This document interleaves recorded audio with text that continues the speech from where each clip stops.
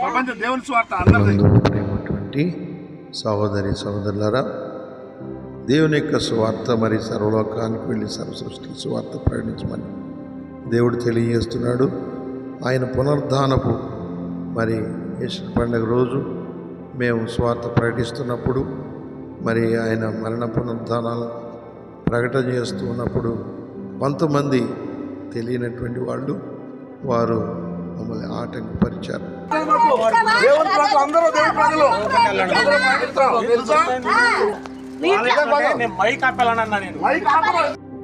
ఆటంకపరిచినప్పుడు వాళ్ళకి మేము సమాధానం చెప్పినప్పుడు వాళ్ళు మరి నెమ్మదిగా వాళ్ళు మౌనంగా ఉన్నారు.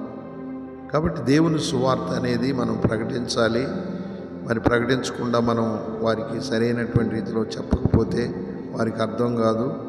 మనం కోపపడకుండా మరి చక్కగా పద్ధతిగా వాళ్ళతో మాట్లాడి మరి కొన్ని విషయాలు వారికి చెప్పాలి, ప్రకటించాలి, సమాధానంగా ప్రకటించాలి, శాంతివంతంగా ప్రకటించాలి. కాబట్టి అందరూ చక్కగా సువార్త ప్రకటించండి.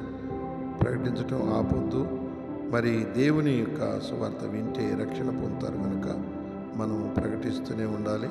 కనుక ఈ మాటలు విని మీరందరూ కూడా గుర్తించి మా పరిచర్ల కొరకు ప్రార్థించండి, అందరి కొరకు ప్రార్థించండి. నశించిపోతున్న ఆత్మ కొరకు బలంగా ప్రార్థన చేయండి.